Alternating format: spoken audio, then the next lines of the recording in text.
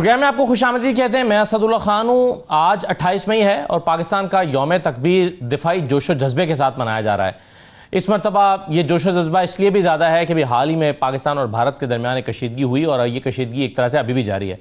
और पाकिस्तान का जो एक नुक्ता नज़र है कम से कम डिटरेंस वाला, ये साबित करता है कि पाकिस्तान के जो एटमी असासे हैं ये दिफाई मकासद के लिए हैं। ये जो असासे हैं ये तवाज़ुन बरकरार रखने के लिए हैं, ये पुरअमन माहौल बरकरार रखने के लिए हैं, इंश्योर करने के लिए हैं कि पाकिस्तान इस खत्ते में अमन चाहता है। ताकत का तवाज़ुन ही अमन ला सकता है। तो इस हवाले से प्रोग्राम में हम कुछ बात करेंगे, लेकिन पाकिस्तान के सियासी उफुक पर भी कई चीज़ें हो रही हैं, बड़ी हैपनिंग्स हो रही हैं। एक तरफ पाकिस्तान तहरीक इंसाफ ने तहरीक चलाने का ऐलान किया है और उसकी ज़ोरों शोर से तैयारियां भी जारी हैं। ये तहरीक किस तरह से मुख्तलिफ होगी? जो माजी करीब की दो तहरीकें थीं या एहतजाज की कॉल्स थीं 5 अक्टूबर और 24 नवंबर वाली, उससे ये क्या मुख्तलिफ होगी? पाकिस्तान तहरीक इंसाफ कह रही है कि हम अपनी गलतियों से सीखते हुए आगे बढ़ रहे हैं और कुछ वो चीज़ें नहीं दोहराएंगे। तो फिर क्या हो रहा है?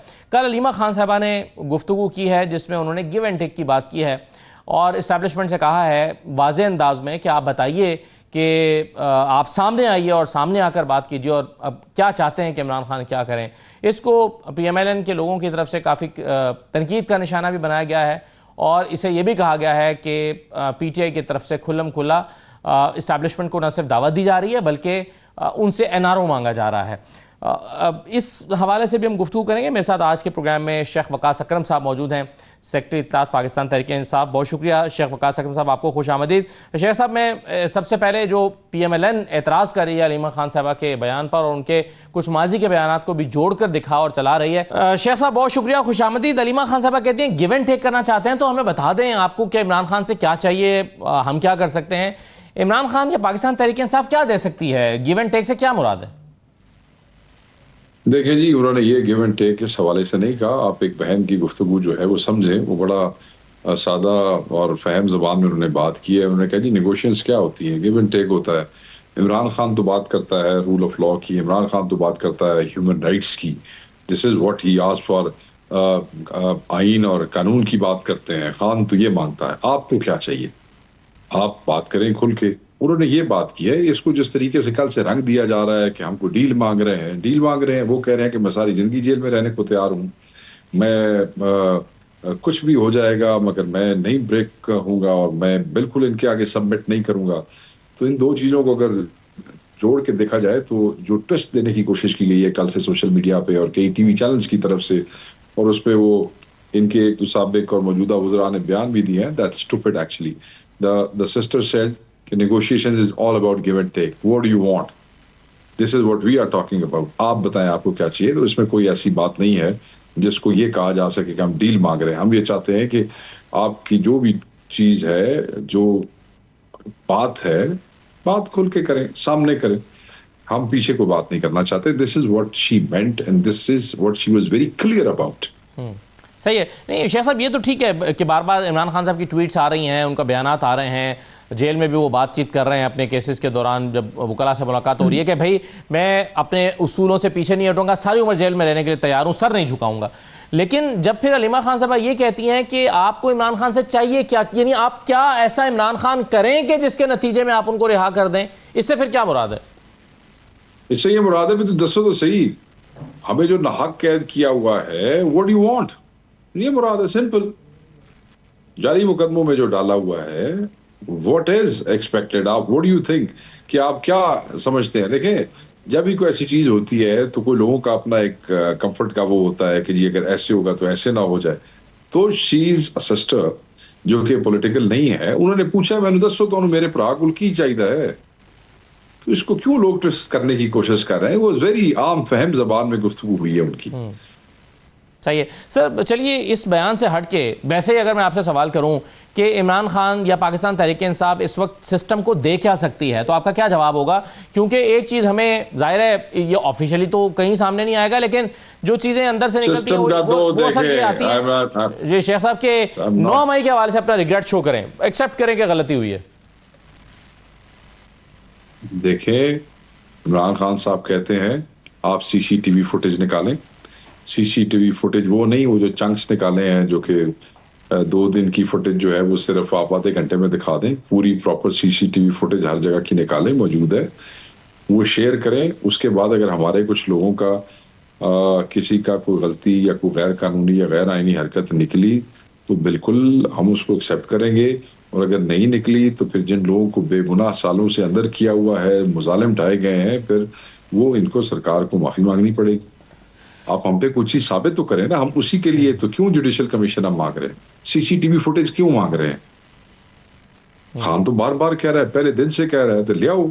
अगर किसी ने को कसूर बनता है तो बिल्कुल जो साढ़े को जिम्मे शायद लगी तो असा जिम्मेवार होंगे, मगर कुछ है साढ़े किसी बंदे ते जिम्मे ही नहीं लगती तो क्यों बेगुनाहों तंग कर दे, क्यों जलील कर दे लोग।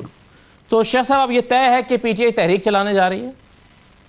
सर देखें ना, अब अगर आप अदालतों में भी हमें स्पेस नहीं देंगे, आपको इमरान खान की रिहाई के लिए, इमरान खान के केसेस के लिए भी पूरी पार्लियामेंट को आके डिप्लोमेटिक एनक्लेव के सामने हाई कोर्ट के दरवाजे पे खड़ा होना पड़े, पूरी दुनिया देख रही है कि तारीखें लगवाने के लिए 2 दफा नेशनल पार्लियामेंट और प्रोविंशियल पार्लियामेंट के मेंबरान वहां पे आए हैं, तो इंसाफ की तो आपने हालत देख ली है। जब आप इस तरह हमें ब्रीथ नहीं करने देंगे, on the floor of the house चीजों का फैसला नहीं होता है, दबड़ के सुन्नी कर रहा है स्पीकर, मतलब नया काम शुरू हो गया है, कभी पंजाब असेंबली का स्पीकर, कभी नेशनल असेंबली का स्पीकर हमारे लोगों को डी-सीट करने के लिए रेफरेंसेस भेज रहे हैं, फेक फैब्रिकेटेड वीक किस्म के। तो जब आप ब्रीदिंग स्पेस नहीं देंगे तो बंदे फिर की करन, मतलब है तुसी कहंदे हो भाई ਅਸੀਂ ਇਹਨਾਂ ਨੂੰ ਮਾਰੀਏ ਤੇ ਇਹ बोलन भी ना, सही है, चीखण भी ना। लेकिन शेख साहब इसमें भी आपके बारे में आप यानी ये भी कहा गया कि आप तो प्रिविलेज्ड हैं कि आप एहतजाज करके अपने केसेस लगवा लेते हैं, वरना अदालतें इस तरह से तो कभी केस नहीं लगाती हैं, आपके दबाव में आकर अदालतें केस लगा देती हैं। यानी कल आपने एहतजाज किया, आपको 5 तारीख मिल गई। कौन से प्रिविलेज, हमारे अलावा किसी में एहतजाज की कैपेसिटी नहीं थी, कंपैरिजन तो बनता ही कोई नहीं है। This is the only party with the capacity to protest, these people didn't have. इतनी फसाइयत, जुल्म और जबर के बाद भी बंदे निकल आते हैं, थोड़ी तादाद में निकले, बड़ी तादाद में नहीं, but they still come out. I mean there is no comparison. किस चीज के साथ कंपैरिजन करते हैं कि आप प्रिविलेज और वो प्रिविलेज नहीं थे? तुम लोगों तो निकले ही नहीं। तुम लोगों ने तो मैं उस पार्लियामेंट में था जनरल मुशर्रफ वाले दौर के अंदर, क्या आपने मज़ाहमत की थी, या क्या आपने कोशिश की थी नवाज शरीफ को वापस लाने की, लड़ने की? दसो ना मैंने कोशिश, दसो ने मैं नहीं शायद मैं गवाह हूँ बहुत सी चीज़ों का, मेरे सामने वो सारा दौर गुजरा है। बिल्कुल सही। तो शेख साहब अब ये जो आप तहरीक चला रहे हैं, इसकी खद्दोखाल तय पा गए हैं या अभी डिस्कशन में है? कहा भाई बात यह है कि खान साहब ने पिछले हफ्ते भी और उससे पहले भी 2-3 जो मैसेजेस आ रहे हैं उसमें वाजी के थ्रू जो है और अपने जिम्मेदारान के थ्रू ये जुनैद अकबर साहब को और बाकी जो जिम्मेदारान हैं उनको कह दिया था कि आप तहरीक के ऊपर तवज्जो दें, तंजीम के ऊपर तवज्जो दें, और अब उन्होंने क्लैरिटी से कह दिया कि I can give call any time to they must be ready. तो आई एम श्योर कि उनका वो लाएअमल तय हो चुका है और जिस दिन खान साहब कहेंगे they will be ready to do सो।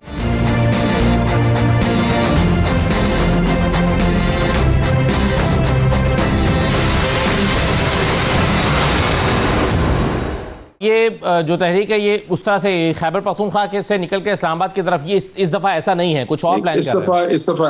इस दफा ऐसा नहीं है। इस दफा खान साहब ने खुद कहा है कि मैंने अपने बच्चे नहीं मरवाने हैं, क्योंकि ये लोग तो इतने घबराए हुए होते हैं कि ये कत्ताल पे उतर आते हैं, तो मैंने गरीबों के बच्चे गोलियों के सामने नहीं करने, मगर एहतजाज भरपूर होगा। फिर जब कोई टाइम आता है फिर मैं देखूंगा कि मैंने उसको किस तरफ लीड करवाना है। क्या इस बात का इम्कान है कि आप इन लाइन्स पे सोच रहे हैं कि खैबर पख्तूनख्वा से बैठ के वहां से रास्ते बंद कर दिए जाएं और उसका बाकी सूबों से राब्ता काट दिया जाए और सिपैक और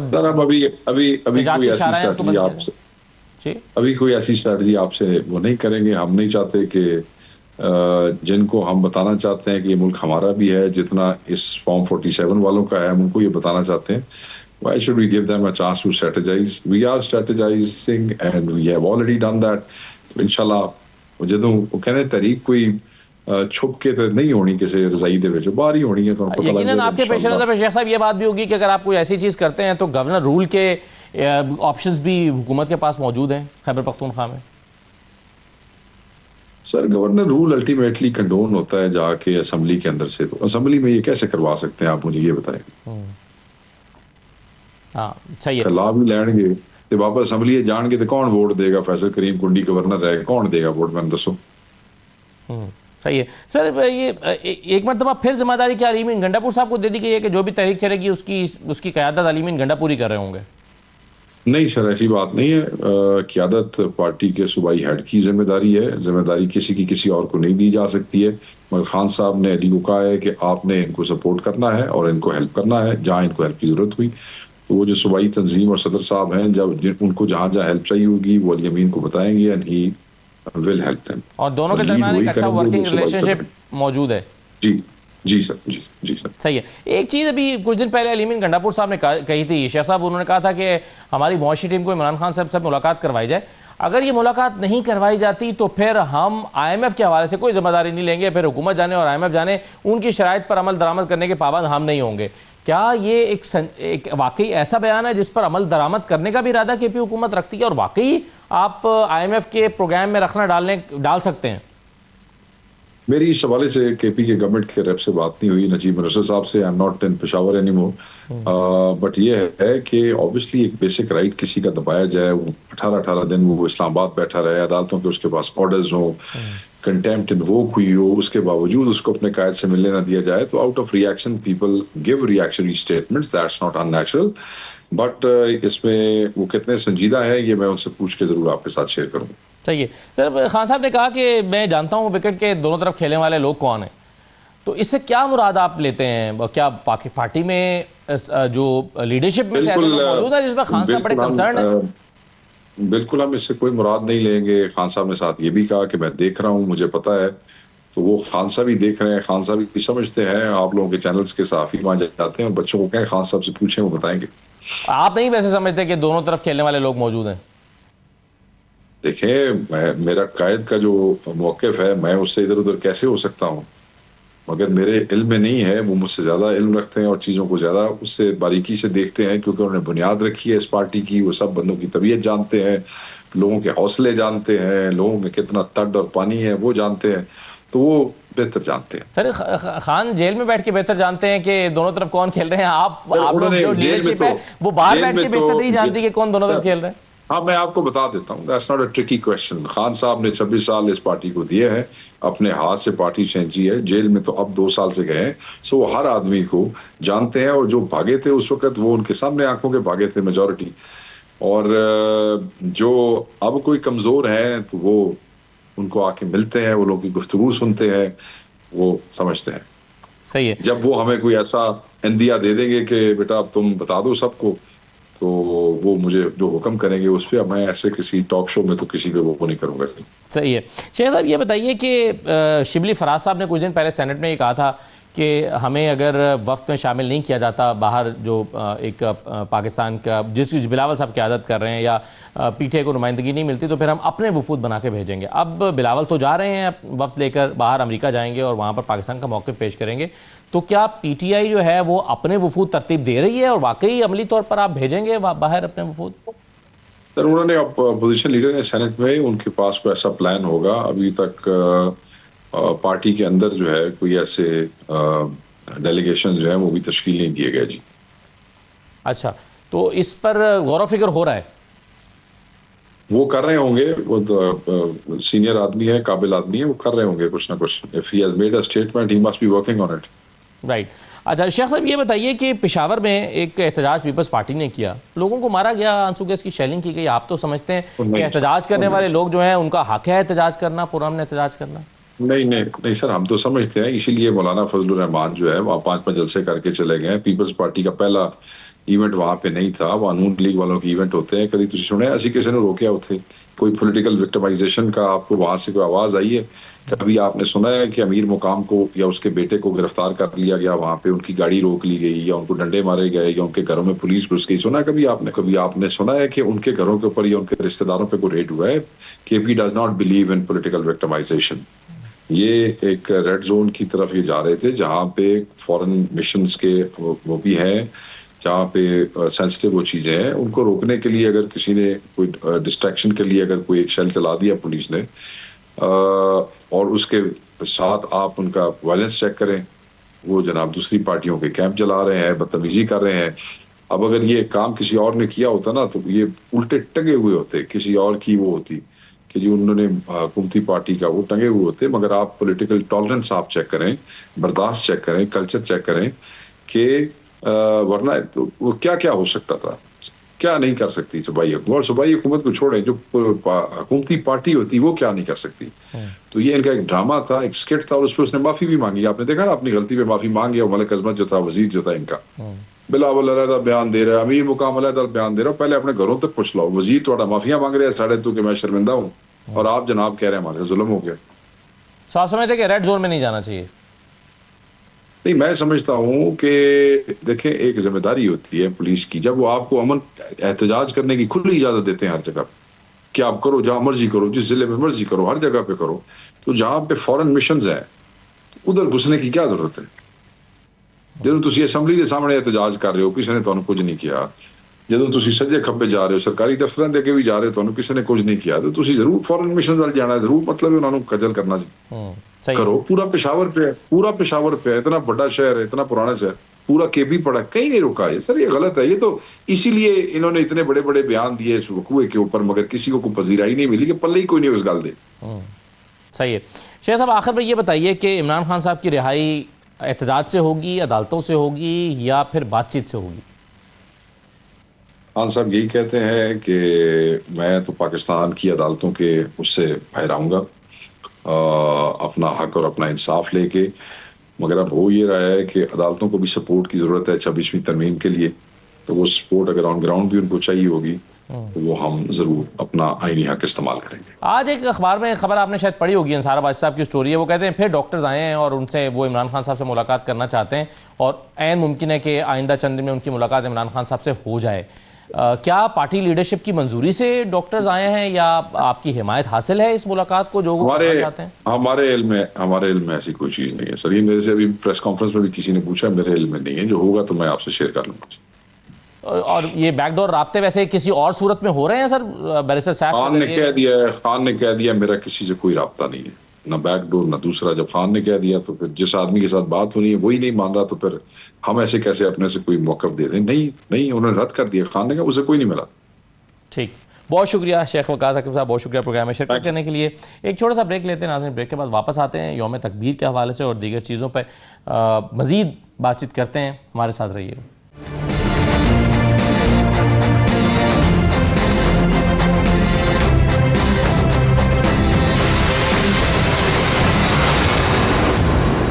ब्रेक के बाद आपको दोबारा खुशामदीद कहते हैं। हमारे साथ डॉक्टर हुमायूं मोहम्मद साहब मौजूद हैं, सेनेटर हैं, पाकिस्तान तहरीक इंसाफ के रहनुमा। बहुत शुक्रिया डॉक्टर साहब, खुशामदीद। ओवैस तौहीद साहब हमारे साथ मौजूद हैं, सीनियर तजज़ियाकार हैं।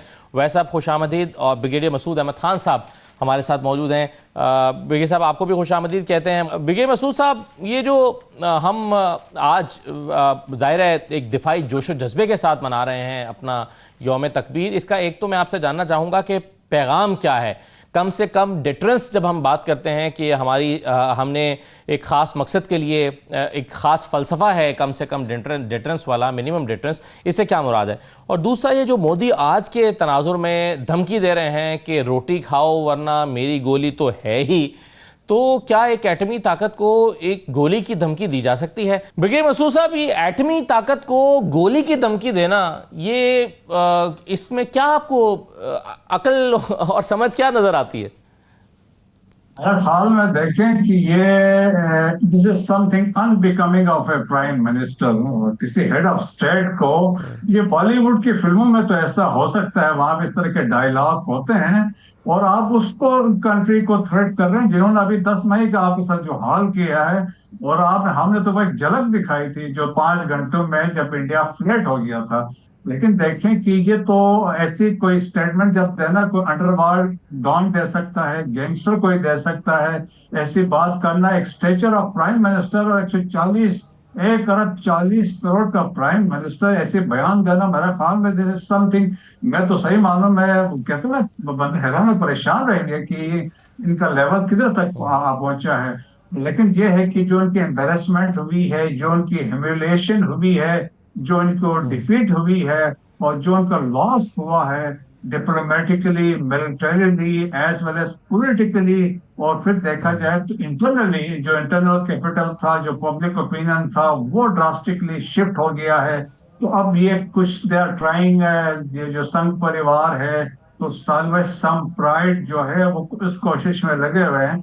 और देखें दूसरी जो आपने बात की थी और डेटरेंस की, जब हमने 1998 में ये किए तो देखें आफ्टर 17 डेज के बाद हमने 28 मई को 5 किए और 30 मई को खारान के डेजर्ट में छठा किया था।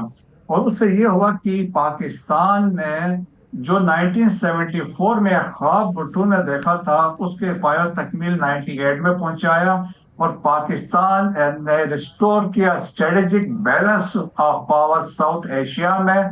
और डेटरेंस देखे 10 मई को जो आपके साइंसदानों ने इंजीनियर ने कमाल महारत से जो बम बनाया था उसका अमली मुजाहरा आपकी कन्वेंशनल फोर्सेस ने 10 मई को करके दिखाया। सो ये साबित किया कि पाकिस्तान एक नाकाबिले तस्खीर है और जिसमें न सिर्फ हम एटॉमिक पावर है but at the same time हम conventionally we are also strong. अभी हमने खाली फतेह 1 और फतेह 2 जो रॉकेट सिस्टम है जो एक आर्टिलरी के पास होते हैं वो हमने फायर किए। हमने तो अपने आर्सेनल के अपने मिसाइल्स तो कभी फायर ही नहीं किए। ना शाहीन की बात भी है, ना बाबील की बात भी है, ना गजनवी की बात भी है, ना गौरी की बात भी है, ना रात की बात भी है। तो हमारे तो वो सारी चीजें इंटैक्ट है। सो दुनिया के सामने पाकिस्तान की रेलेवेंस एस्टेब्लिश हुई है। वो जो कहते थे ना डीहाइफेनेट करने की कोशिश में हम रीहाइफेनेट हुए हैं और ये कहते हैं अब इंडियंस शोर मचा रहे हैं कि यूएस पॉलिसी ऑफ हाइफेनाइजेशन आज पाकिस्तान को एट पार विद इंडिया देखा जा रहा है by not only United State by west भी। सो पाकिस्तान की जियोपॉलिटिकल स्टेचर भी बढ़ गया है और रेलेवेंस भी बढ़ गई।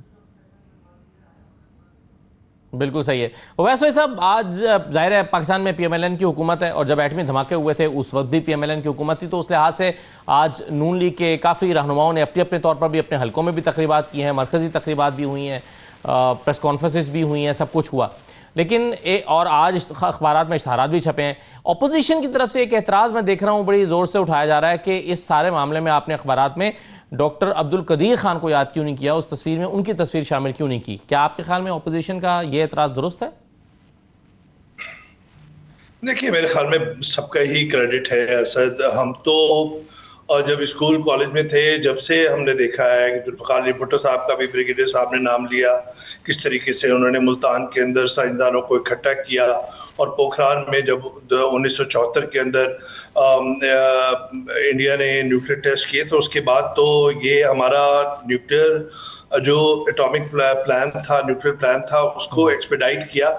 उसके बाद चाहे वो ज़ियाउल हक हो, चाहे वो गुलाम इसहाक खान हो, चाहे बेनज़ीर भुट्टो साहिबा हो, चाहे वो नवाज शरीफ साहब हो, मुझे अच्छी तरह याद है असद जब चागी के अंदर न्यूक्लियर टेस्ट हुए और उससे पहले आपको पता है कि बहुत दबाव था। वजीर खारजा भी उस वक्त सेक्रेटरी स्टेट भी आए थे, यहाँ पे गौहर अयूब वजीर खारजा थे पाकिस्तान के और मुस्तकिल बिल क्लिंटन जोर दे रहे थे। तकरीबन 4-5 दफ़ा फ़ोन किया था नवाज शरीफ साहब को कि जी आप ये ना करें, आप ये बताएं कि क्या कर रहे हैं, हमारी कुछ इंटेलिजेंस इंफॉर्मेशन है, आप जवाब तो नहीं देंगे इंडिया का। जब इंडिया ने 12 मई को किया तो उसके बाद तो ये तय हो गया था क्योंकि हमारे जो प्लानर्स थे और उसके अंदर ये चैटर्स हो गए थे कि इन्होंने बहुत अच्छा मौका दिया है। और मुशाहिद हुसैन साहब खुद इस बात का जिक्र करते हैं कि सेंट्रल एशियन स्टेट का दौरा कर रहे थे, उन्होंने नवाज शरीफ साहब को कहा, वो पंजाबी के अंदर कहते हैं कि भाई ये कड़ाके निकाल दो। और फिर उसके बाद नवाज शरीफ साहब, मुझे जो ज़ाती तौर पे मुझे याद है असद वो ये कि चागी से जब दौरा करके नवाज शरीफ साहब आए तो उस वक्त मैं AFP में था और मुशाहिद हुसैन साहब को मैंने फ़ोन किया, मैंने कहा मुझे मिलना है नवाज शरीफ साहब से, उनसे बात करनी है। नवाज शरीफ साहब ने एक और बहुत सारी बातें की थी न्यूक्लियर। उसके बाद एक बहुत अच्छी बात की थी जो मुझे जहन में इस वक्त याद है कि वो मैं आपको रिपीट कर देता हूँ, पढ़ देता हूँ और कि it is a blessing descended from the skies upon Pakistan in the form of a shield. Now nobody can defeat Pakistan. कि ये एक रहमत है जो आसमानों से पाकिस्तान पे उतरी है एक ढाल की शक्ल में। अब पाकिस्तान नाकाबिले तस्खीर है या नाकाबिले शिकस्त है जी। तो ये बात जो है बहुत बड़ी बात है। ठीक है, नवाज शरीफ साहब के हिस्से में आया उस वक्त न्यूक्लियर टेस्ट उन्होंने डेटोनेट हुआ, लेकिन जितने भी हुक्मरान थे, चाहे वो फौजी हुक्मरान हमारे खिलाफ 50 हों ज़िया-उल-हक साहब से, लेकिन न्यूक्लियर प्रोग्राम के अंदर किसी ने भी रुकावट नहीं डाली। और AQ खान का बहुत बड़ा हिस्सा था, लेकिन उस वक्त जो 9/11 के बाद असद, आपको पता है कि जिस तरह की कंपल्शंस थी, और उसमें फिर AQ खान और मुशर्रफ साहब के पास काफ़ी सबूत उन्होंने दिए। फिर मुशर्रफ साहब को बहुत ज़्यादा एक दबाव में थे पूरा पाकिस्तान कि अगर AQ खान जो है वो बयान नहीं देते तो उसके बाद फिर वो थोड़ा बैकग्राउंड में चले गए। लेकिन बात ये है असद के, चाहे वो कोई भी साइंटिस्ट हो, मुबारक समरमंद हो, AQ खान हो, चाहे सारे जो अब्दुल सलाम साहब हों, उनके नाक़िदीन जो हैं इंतहा पसंद पाकिस्तान में, वो इस बात के कि जी वो न्यूक्लियर प्रोग्राम के खिलाफ थे, बिल्कुल न्यूक्लियर प्रोग्राम के खिलाफ नहीं थे। सब ने अपना अपना हिस्सा डाला है। बेनज़ीर साहिबा ने, सब हुक्मरानों ने। तो मैं ये समझता हूँ कि AQ खान को भी क्रेडिट देना चाहिए, हर एक को क्रेडिट देना चाहिए इसके अंदर। और क्रेडिट क्या है, पाकिस्तान का है, जो पाकिस्तान ने डिटरेंस की है, जो अभी आप ब्रिगेडियर साहब से पूछ रहे थे। देखिए, अब इस वक्त एक बड़े नाजुक मरहले में है पाकिस्तान के। पाकिस्तान को फतेह भी हुई है, पाकिस्तान ने कामयाबी भी हासिल की है इंडिया के खिलाफ, जो उन्होंने जारियत की थी पाकिस्तान के खिलाफ। बिल्कुल सही है, और भी एक जो तवाजुन है ताकत का, वो कायम करता है। और ये जाहिर है, ये इसी की वजह से। मैं आपसे सिर्फ एक जुमला कह रहा हूँ जी, असद सिर्फ एक जुमला मुझे बोले थे। मैं ये कहना चाह रहा हूँ कि इस वक्त जो डेटरेंस का जो पूरी डॉक्ट्रिन है, उसको रिवाइज करना पड़ेगा मेरे ख्याल में, हमारे जो पॉलिसी मेकर्स हैं। ये मैं आपसे कहना चाह रहा था कि ये जो है, एक जिस तरह मुस्तकिल 2016, 2019, चाहे पुलवामा हो, चाहे कुछ हो, इल्ज़ाम लगाते हैं, यहाँ पे सर्जिकल स्ट्राइक करते हैं अपनी कॉन्स्टिट्यूंसी के अंदर, उसको कैश इन कराते हैं नरेंद्र मोदी या उनकी BJP रिजीम। तो उसमें अब जो जिस तरह हमारे अंदर शहरों पे उन्होंने हमला करने की कोशिश की, तो मेरे ख्याल में इस वक्त डेटरेंस डॉक्ट्रिन को हमारे जो पॉलिसी मेकर्स हैं उनको रिव्यू कराने, नजरसानी करने की जरूरत। बिल्कुल सही है। और ये जो इस वक्त पाकिस्तान के ऊपर खतरा है, ये शायद एक कम से कम आने वाले दौर के लिए एक मुस्तकिल नौयत का खतरा मालूम होता।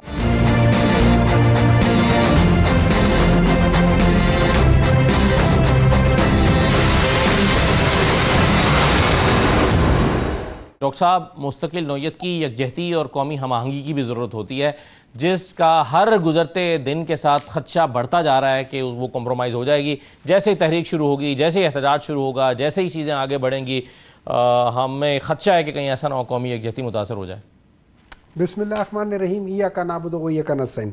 देखिए, इस तरह है, अभी बात हो रही थी अब्दुल कदीर खान साहब की, और आपने बजा फरमाया कि उनकी तस्वीरें बिल्कुल मिसिंग हैं। हालांकि अगर आप देखा जाए तो आप ये मिसाल ले लें कि वो और AQ खान साहब अकेले नहीं है, वो रिप्रेजेंट करते हैं, जैसे समो मुबारकमंद को, जैसे डॉक्टर जावेद साहब हैं, जैसे ये 2, 3, 4, उस ज़माने में मेरे ख्याल में 7 जो साइंटिस्ट थे वो मिल के ये कर रहे थे, उनको वो रिप्रेजेंट कर रहे थे। He was a team leader, और उन्होंने ये सारी चीज़ें इनिशिएट भी की थी। स्टार्ट हुआ था भुट्टो के ज़माने, इसमें आगे चलते चले गए थे। लेकिन एक बात, जब हम ये बात करते तो हमें उन सबको एक्नॉलेज करना चाहिए, जैसे हम सारे कह रहे हैं। और ख़ाली ये कह देना कि मियाँ नवाज शरीफ साहब ने किया था, तो देखिए बकौल ये अब्दुल कदीर साहब, उन्होंने कहा था कि ये तो पटाखा नहीं फोड़ सकते, इन्होंने क्या करना है। और फिर उन्होंने एक बड़ी इंपॉर्टेंट बात की थी। उन्होंने एक तकरीब के मौके पे उन्होंने कहा था कि 1990 में वो मियाँ नवाज शरीफ साहब के पास गए थे, और उन्होंने उनसे कहा था कि मुझे फंडिंग चाहिए, जिसको मना कर दिया था मियाँ नवाज शरीफ साहब ने। कहते फिर मैं 1993 में उसी फंडिंग के लिए बेनज़ीर साहबा के पास गया। बेनज़ीर साहबा ने कहा था कि आप जनरल बेग साहब से पूछ लें, अगर वो राज़ी हो जाते तो हम फंडिंग दे देंगे। कहते मैंने पहले ही जनरल बेग साहब के साथ बातचीत करके उनको राजी किया हुआ था, तो जब उन्होंने ये कहा, मैं जनरल बेग साहब के बाद किया, उसके बाद मुझे फंडिंग मिल गई, तो वो एक कंडीशंस के लिहाज से मिल गई। फिर 1998 का वाक़या आ जाता है, वहां पे 4 बंदे थे, उसमें उस वक्त के जो फॉरेन मिनिस्टर है, मेरे ख्याल में गोहर अयूब खान साहब है, उनकी भी एक वो है, उन्होंने कहा था कि मियाँ नवाज शरीफ साहब शाय ऑफ कर रहे थे। उसके बाद फिर AQ खान साहब, उनका भी है, उन्होंने भी कहा ये ज़रा पीछे हट रहे थे। और उस वक्त जनरल मुशर्रफ साहब जो कि चीफ ऑफ आर्मी स्टाफ थे, उन्होंने भी ये कहा था कि शाय ऑफ कर रहे थे, माँ सिवाय मियाँ नवाज शरीफ साहब के 3 और बंदे कह रहे थे। लेकिन eight the end of the day हो गया। इसका जब हो गया तो फिर credit सबको क्रेडिट जाता है। इसका क्रेडिट पूरे पाकिस्तान को मिलता है, क्योंकि इसमें आप और मैं, हमारे जो बड़े हैं उन लोगों ने, हम सब लोगों ने इसमें अपना किरदार अदा किया है। इसमें ऑपोजिशन का किरदार है, इसमें हर एक हुकूमत का, आप भुट्टो से लेकर 1998 तक जितने लोग हैं, मैं समझता हूं इन सब का बीच में है। किसी ने चलो कभी हाँ करके कभी ना करके, लेकिन एवरीबडी हैज कंट्रीब्यूटेड। सो ये कह देना कोई एक बंदा उठा के आगे चला जाए, उस जमाने में जाहिर है नवाज शरीफ साहब की हुकूमत थी, अमेरिका को इनकार करके उन्होंने अपनी हुकूमत को मुश्किल में तो डाला ना सर। एब्सोल्युटली नॉट तो कहा ना, यही मैं कह रहा हूं ना, यही मैं कह रहा हूं, उन्होंने एब्सोल्युटली नॉट नहीं कहा था। ही वाज, यही वो कह रहा हूं, वो उस वक्त के 3 बंदे कह रहे हैं, उस जमाने की मैं नहीं कह रहा, वो कह रहे हैं कि मियां नवाज शरीफ साहब वहां पे जरा पीछे हट रहे थे, तो उनको पीछे से, मतलब उनको स्पेस पीछे हटने की दी नहीं है थी ना। उनको फॉरेन मिनिस्टर साहब उनके अपनी पार्टी के थे, ना उनको AQ खान जो कि उसके कलीदी किरदार थे, और ना उनको मुशर्रफ साहब ने ये मौका दिया। और at the end of the day उनके साथ ये, मतलब ही was force to do it, and yes it is good कि उन्होंने कर दिया। मैं ये समझ लो कर दिया। अभी आप जो बाकी बात कर रहे थे, जैसे आपने शुरू में वो बताई है मोदी साहब की, मैं थोड़ा सा कमेंट करूंगा। मोदी साहब को ये पता होना चाहिए कि उनका इंडिया, आज का इंडिया, उसमें तकरीबन 70% लोग जो है ना वो घरों को उन्होंने लीज पे लिया हुआ है। 50% के करीब लोगों ने गाड़ियां लीज पे ली हुई हैं। तकरीबन 60-70 या इसी तरह के परसेंटेज के लोगों ने मोबाइल लीज पर लिए हुए थे।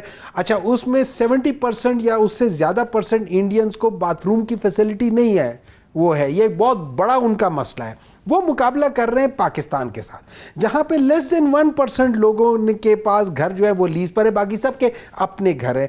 2%, 1 to 5% के दरमियान में लोगों के पास या कारें लीज पे या मोबाइल लीज पर है, बाकी सबकी अपनी चीजें, और हर एक घर के अंदर 2 से 3 बाथरूम है। पाकिस्तान के अंदर एक्सेस जो है ना, जो बाथरूम का एक्सेस ना होना, वो प्रॉब्ली लेस देन 1 या 2% के दरमियान में। ये लोग हमसे किस लिहाज से कहेंगे कि गोली खारों में, ख्याल में ये उस जमाने की शोले फिल्म है, उससे तो शायद हाँ, ये टोटल बयान है। इन्हें क्यों कि यार एक काम करो ना, आपने किसी पायलट को एक नहीं 140, 150 या 200 पायलट को कहो कि बैठ के जरा पाकिस्तान की तरफ आ जाए। इस टोटल ये जो दरमियान में जो अभी पाकिस्तान और इंडिया के दरमियान में जो फेस ऑफ हुआ है, उसमें उनके जहाज 350 किलोमीटर बाउंड्री से अंदर रहे हैं डर के मारे। पाकिस्तान के जहाज 50 किलोमीटर के अंदर उड़ रहे थे बाउंड्री से। सो दैट इज हाउ, वो जो कह रहे थे ना हम लोग बढ़ के, वो जो है ना, जो वो पलटना झपटना, पलट कर झपटना, तो वो तो हम कर रहे थे, ये लोग तो डर रहे थे। लेकिन ये चीजें हो जाती हैं, ये गीदड़ भभकियां जो है ना, ये आप किसी और को देना भाईजान। हम लोग वो लोग हैं कि हमारे जब वहां पे, जब हमारे जवान वो नारे तकबीर ला इलाहा करके जब वो मिसाइल कर रहे थे, वहां पे हमारी अवाम बैठी हुई थी। मतलब कैन यू इमेजिन दैट? और जब वो ड्रोन की बात आ रही थी, हमारी आवाम ने बंदूकें पकड़ी हुई थी कि यार ये कर लेंगे। मतलब आप उस कौम के साथ कैसे लड़ सकते हो? लेकिन ये याद रखो, जब ये हम एक्सटर्नल लड़ाई में हम सारे इकट्ठे हो गए थे, हमारा मसला है इंटरनल डिस्प्यूट का। इंटरनल डिस्प्यूट को अगर आप खत्म नहीं करोगे, आप वो सारी एज, वो सारी गुडविल, वो सारी चीजें आप खत्म करना शुरू कर दोगे। सर, लेकिन ये इंटरनल डिस्प्यूट तो शायद बढ़ती हुई नजर आ रही है ना, मैं इसी पर वापस आता हूं। लेकिन मुझे ब्रिगेडियर साहब ये बताइए कि हमने ये एंटिसिपेट भी कर रहे थे और फिर ये हुआ भी। हमने सोचा था कि भारत को जब वहां पर हजीमत का सामना करना पड़ा है, तो वो पाकिस्तान में इंसर्जेंसी और अपनी जो प्रॉक्सीज हैं उसको यहां पर ज्यादा मुतहरिक करेगा और पाकिस्तान में दहशतगर्दी की कार्रवाइयां बढ़ाने की कोशिश करेगा। लेकिन एक बड़ी इंपॉर्टेंट स्टेटमेंट आई है अफगान तालिबान की तरफ से। उन्होंने फितना अल खारिज को पाकिस्तान में बड़े जो किसी भी किस्म की कार्रवाई से और लड़ने से रोक दिया है और कहा कि पाकिस्तान में लड़ना, पाकिस्तान में जिसको वो जिहाद कहते हैं वो करना नाजायज है, ये वाज़ेह तौर पर कहा है। तो इससे कितना फर्क पड़ेगा आपके ख्याल में? ये कितनी बड़ी स्टेटमेंट है अफगान तालिबान की जो हमने हासिल की है? असद, मेरे ख्याल में मार्च से लेके अभी तक हमने बहुत डेवलपमेंट्स देखी हैं खित्ते में, स्पेशली बिटवीन पाकिस्तान और अफगानिस्तान। तो मेरे हिसाब से दीज आर वेरी, हम कह सकते हैं स्ट्रेटेजिक डेवलपमेंट्स। अगर आप पीछे जाएं, जब से एम्बेसडर सादिक आए थे, उनके होते हुए बहुत तब्दीलियां हमने देखी हैं। फिर एम्बेसडर सादिक के विजिट्स के बाद डार साहब गए थे, वो विजिट करके आए तो उन्होंने कहा था बहुत अच्छी बातें हुई हैं। फिर एम्बेसडर सादिक के साथ स्पेशल एनवाई चाइनीज है, वो वहां पे काबुल गए थे और फिर इनकी मुलाकात फिर बीजिंग में हुई। फिर देखें वो सिंबॉलिक जेस्चर जो पिक्चर रिलीज हुई तो वो भी बड़ा जबरदस्त था। फिर जो अंडरस्टैंडिंग हुई और इसके बाद ये डिक्री जो फतवा आना अमीरुल मोमिनीन जो है मौला हिबतुल्लाह अखुंज़ादा पहले भी आई थी, लेकिन पहले उन्होंने इंटरनली दी थी। अब उन्होंने वाज़ेह तौर पे कह दिया कि अफगानिस्तान की सरजमीन से कि पाकिस्तान पे जाके हमला करना, अपना आप को जहाद करने का कोई जहाद नहीं, जहाद डिक्लेयर अमीर करेगा या स्टेट डिक्लेयर करेगी, और अपना आप को मुजाहिद कहना ये भी ठीक नहीं होने का, और अपने मुसलमान भाई को जाकर कत्ल करना ये भी कोई उनका जहाद नहीं है। तो मेरे ख्याल में बड़ा एक ड्रामेटिक शिफ्ट हमने देखी है जिसके तवक्को की जा रही थी, और मेरे ख्याल में इससे ये होगा अभी हम आने वाले हफ्तों में और महीनों में ये देखेंगे जिसकी इम्प्लीमेंटेशन कैसे होती है और वहां पे क्या रिएक्शन आता है, तो उससे चीजें मजीद वाज़ेह हो जाएंगी। हम देखें हमें इसको मुस्बित तरीके से लेना चाहिए, और जिस तरीके से कंदहार में वहां से जो डिसीजंस आए हैं, क्योंकि देखें जब भी कि फितना और खारिज की एलिजियंस है, बैत है मुल्ला हिबतुल्लाह अखुंज़ादा के साथ, तो मेरा ख्याल में अब देखते हैं कि वो उनके अहकामात को, उनके फतवे को किस तरह लेते हैं। लेकिन ओवरऑल ये है कि पॉजिटिव डेवलपमेंट है, लेकिन it will be a very serious setback क्योंकि टू इंडिया, क्योंकि रिसेंटली आपने देखा होगा इस मार्के हक के दौरान या उसके बयानुल मखसूस के बाद भी इंडिया ने कोशिश की कि अफगानिस्तान को ऑन बोर्ड लेने के लिए to give a signal to Pakistan कि हमारी इनसे बातचीत हो रही है। और इंडिया की हमेशा कोशिश रही है 1950 से लेके to use Afghan side against Pakistan. देखें बॉर्डर कोई नहीं मिलता है, लेकिन वो उनको सिर्फ यही फायदा है कि वहां बैठ के प्रॉक्सीज के थ्रू पाकिस्तान को स्ट्रिक्ट प्रॉब्लम्स इनसाइड पाकिस्तान वो चाह रहे हैं, और हमारे पास तो बेतहाशा सबूत हैं, चाहे वो पॉलिटिकल थे, चाहे वो प्रॉक्सीज को यूज करते करते रहे हैं, और स्पेशली जो पिछले 20 साल से अशरफ गनी और करज़ई के दौरान उसमें तो टोटल कंट्रोल में वहां पे बैठी हुई थी। बहुत शुक्रिया अवैस साहब, डॉक्टर हुमायूं मोहम्मद साहब, बहुत शुक्रिया प्रोग्राम में शिरकत करने के लिए। इजाज़त दीजिए, अल्लाह हाफिज़।